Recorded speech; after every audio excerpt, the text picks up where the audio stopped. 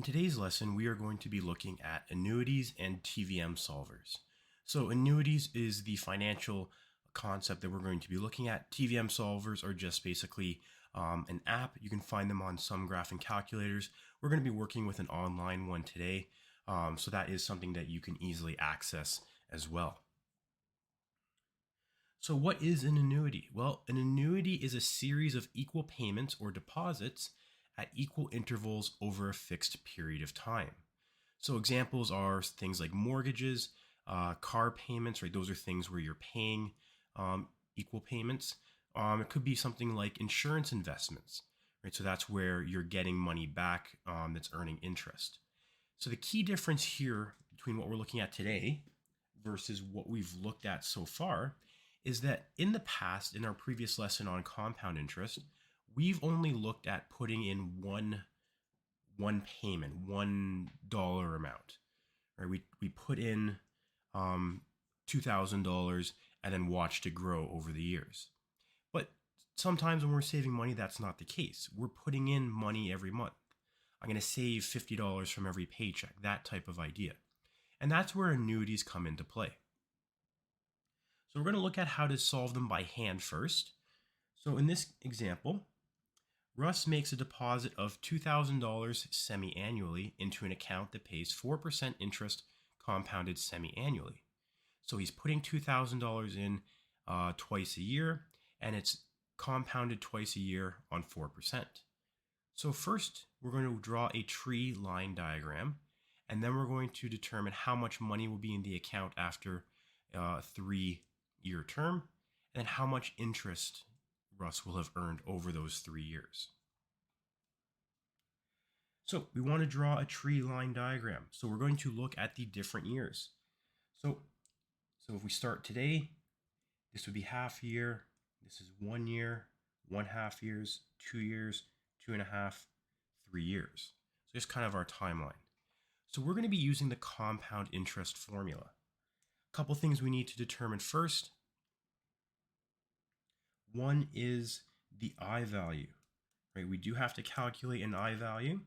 We do have to calculate an N value as well. However, we're going to talk about that for a second. So our I value is 0.04 divided by 2, which is 0.02, right? So it's the 4% divided by the 2 compounding periods. So each compounding period is 2%. So at half a year or 1/2 a year into this 3-year plan, Russ deposits $2,000. So that's our initial amount, our present value. That $2,000 is going to gain interest. 2% interest because it's compounded semi-annually. Now, what is our N value? How many compounding periods do we have left? Well, this is the first half of a year. So there's still 1, 2, 3, 4, 5 compounding periods left.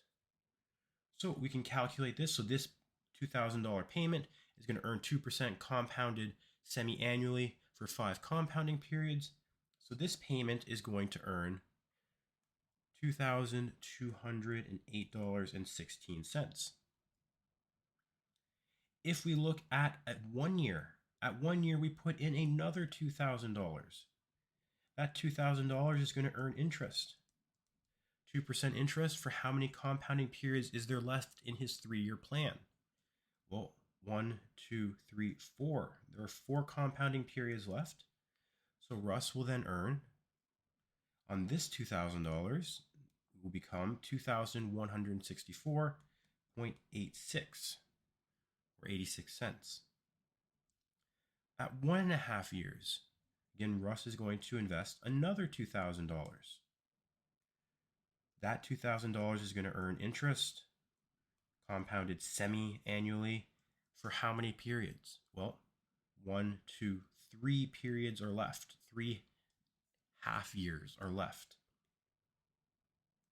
So this $2,000 is going to become $2,122.42. At 2 years, he invests again another $2,000. Again, hopefully you're starting to see a pattern. How many compounding periods are left for this one? Well, there are two, the half year and the third year. This $2,000 becomes $2,080.80. At 2.5 years, he invests $2,000, 1 plus 0.02 to the power of 1. There's only 1.5 year segment remaining. So this $2,000 becomes $2,040. And in the third, at year 3, he invests another $2,000, but in this case, there are no more compounding periods. He's at the end of his plan, or his 3-year plan. So this $2,000 just remains $2,000 that he put in. So you can see it's quite a process because we have to calculate the interest that each individual payment is going to earn, right? The first payment is going to have more compounding periods available to it than the last one because it's going to be sitting or saved for longer. So that's our timeline. Now, if we want to determine how much money will be in the account after year 3, we have to go back and add up every single value that we determined. So when we go back, it would be that initial $2,000, or sorry, going from the wrong end. We'll start from the earliest payment. So 2,164.86 plus 2,122.42, 2,080.80, 2,040 plus 2,000. Oh, I missed one. Let me just move all this down. I missed the original one.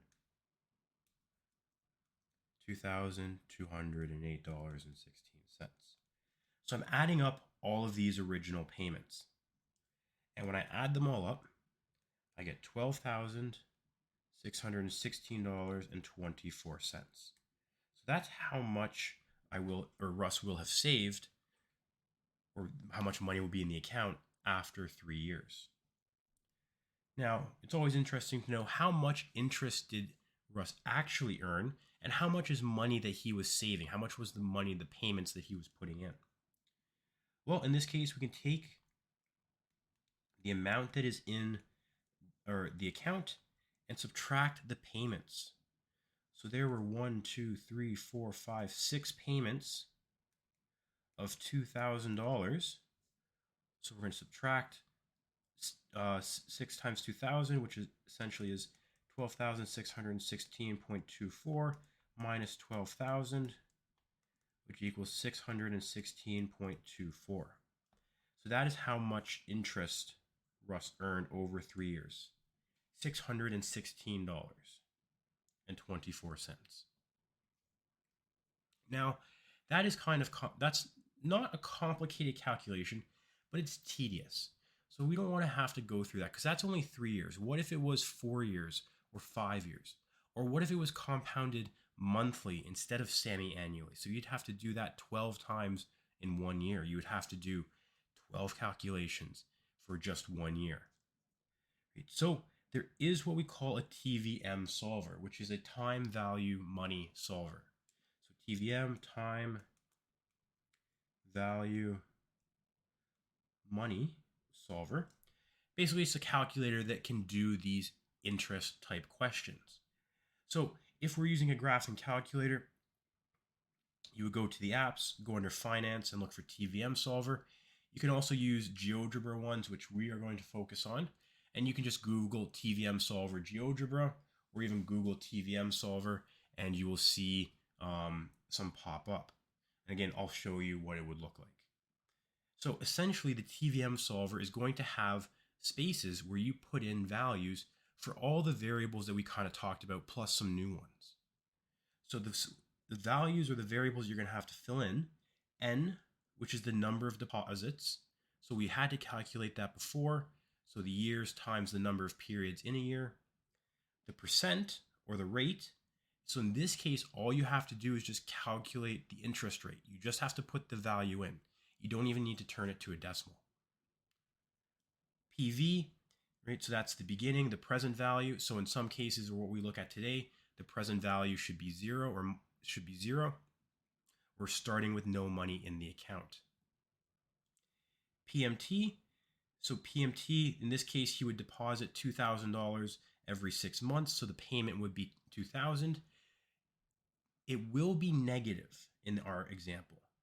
So the PMT, you have it negative if money is leaving. And by leaving, we mean leaving you physically. So you are taking $2,000, you are putting it into the bank. That money is leaving you. Right? It's positive if money is coming. So it's money if I'm taking money out. If I'm removing money from the account, it would be a positive. It's minus if the money is leaving.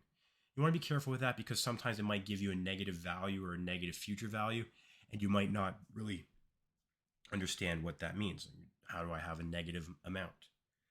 FV is the future value. Usually you leave it with 0.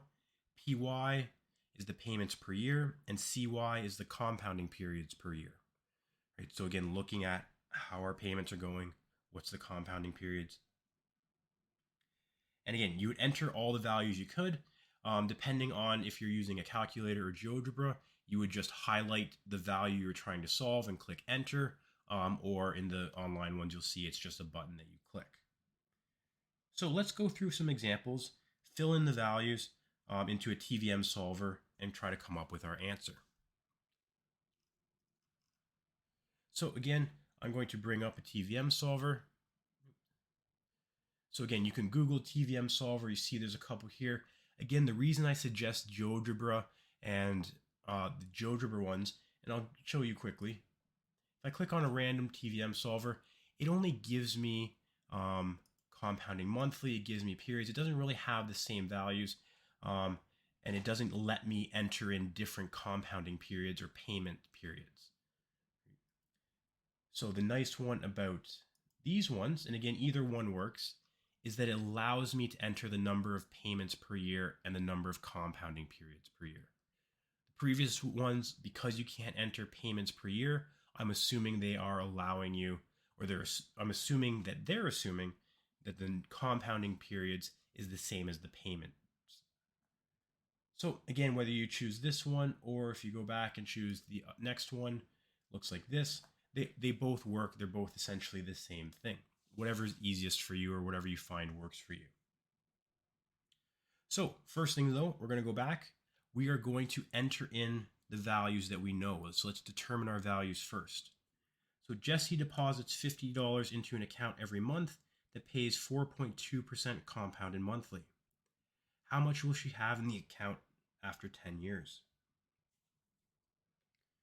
So if it helps, we can go back and we can highlight some key information. So in this case, say $50. So that $50 is becoming our PMT. That is our payment. It's deposited into the account every month. So that means that there are 12 payments a year. It pays 4.2% compounded monthly. So 4.2%, that is going to be our I value. Again, remember, we do not enter in or change it to a decimal. PV, we're going to leave it as 0. FV, we are going to leave it as 0. That's what we're going to solve for. Compounding periods per year, it's compounded monthly, so it's 12.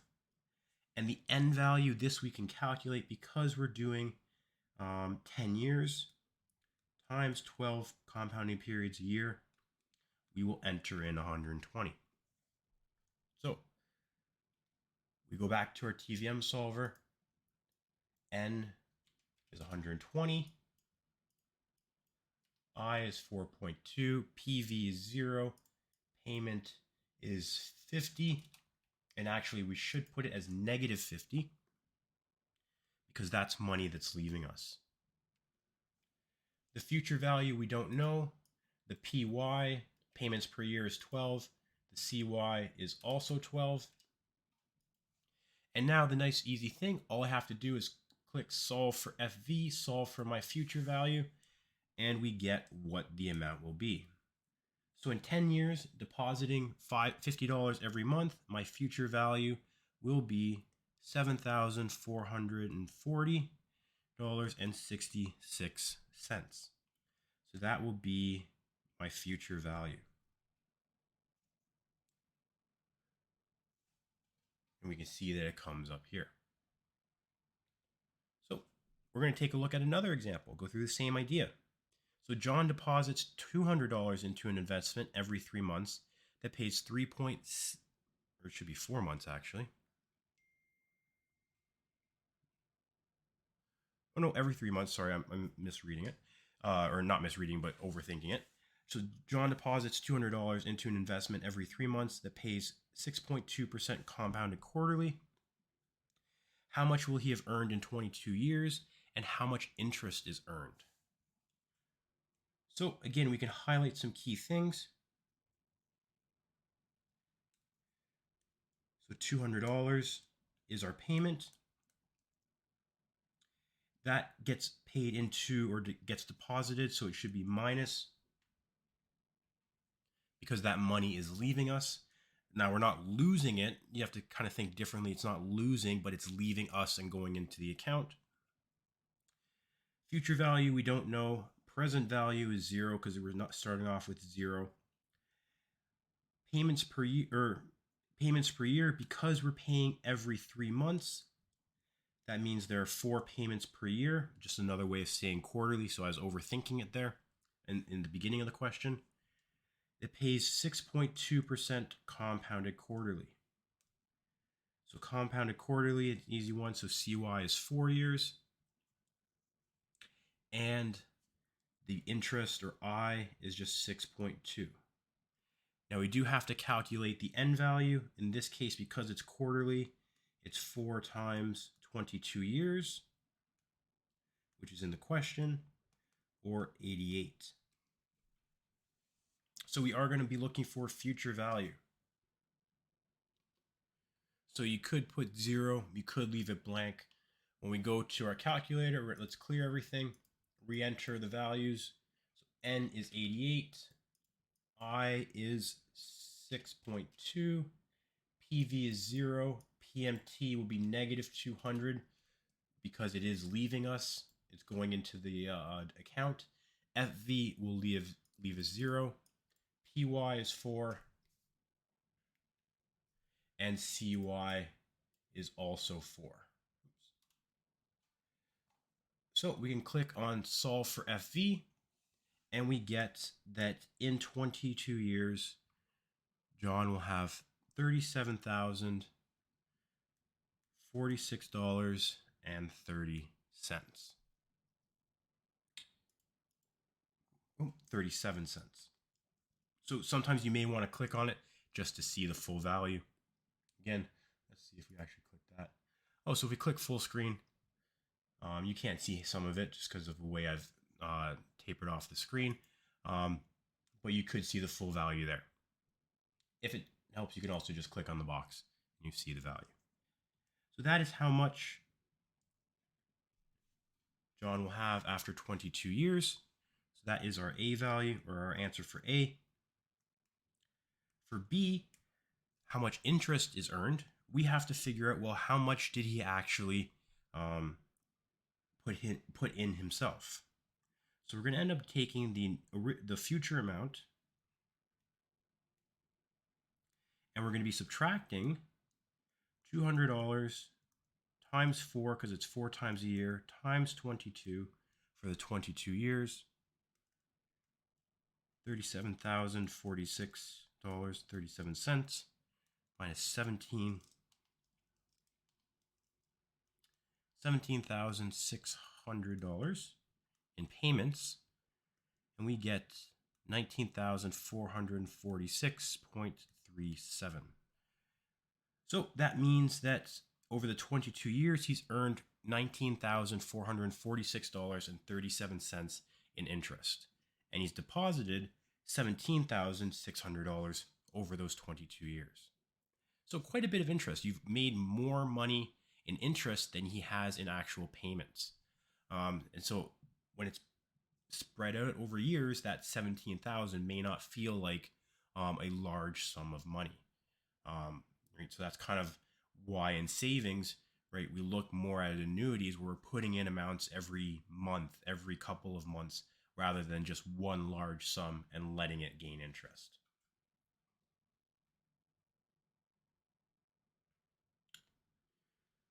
We'll look at one more example.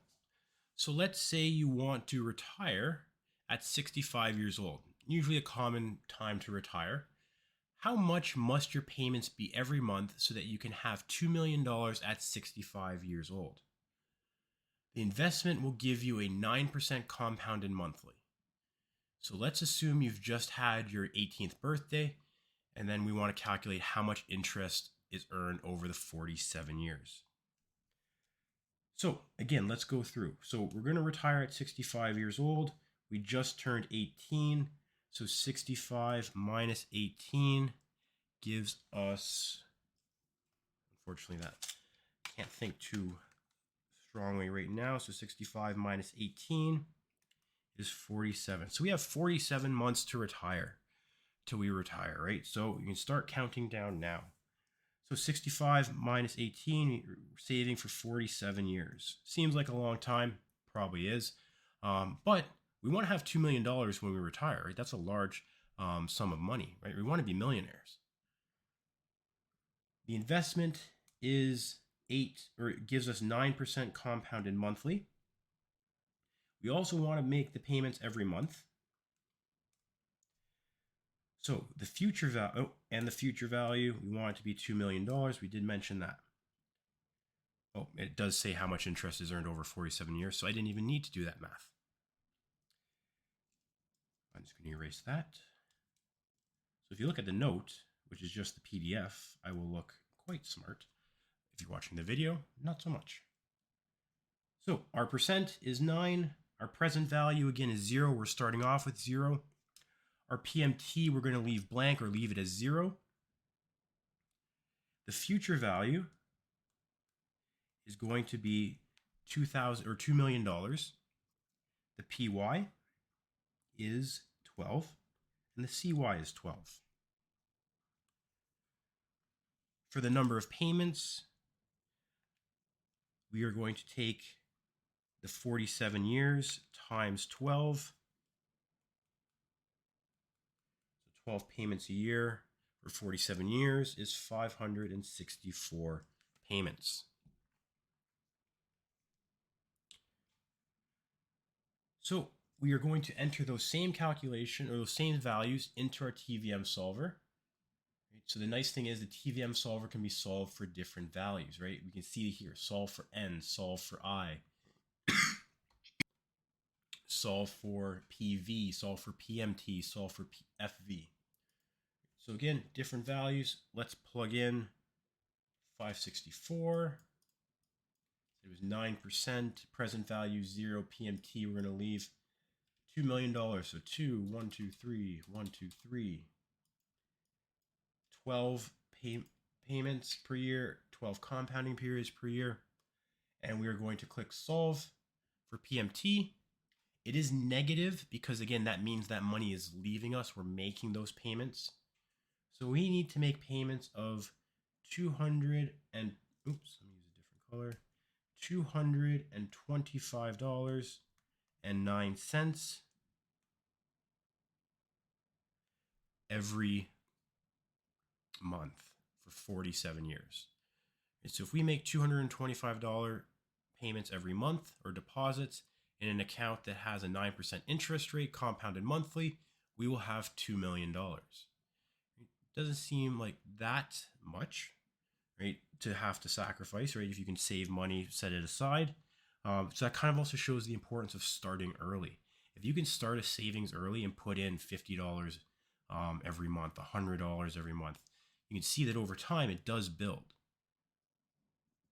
So the second part was asking how much interest is earned over those 47 years. Well, We know we have $2 million in the end. So we're going to subtract all of our payments. So our payments are 225.09 times the 564, because that's how many payments there are. So in the end, the amount of interest earned is 1,873,049.24. So I think I have an extra value in there. Let me go back and calculate that. So 2 million minus 225.09 times 564.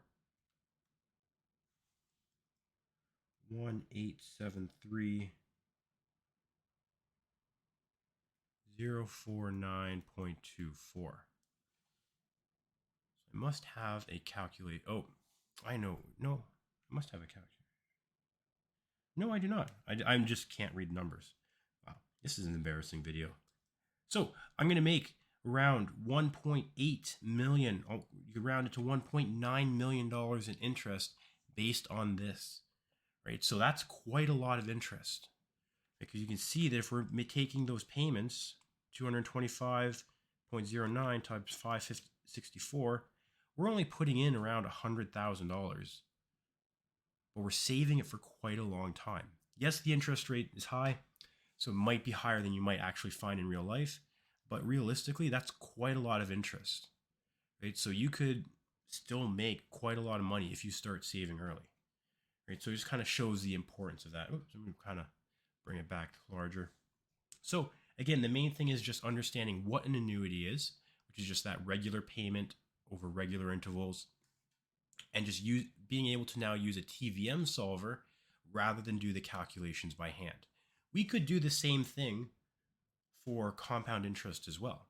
We would just have a payment as zero and have a present value or a future value. Right? So we can go through and use the TVM solvers for compound interest as well, not just annuities, but with annuities, it definitely is a lot easier because we don't have to worry about that reoccurring payment.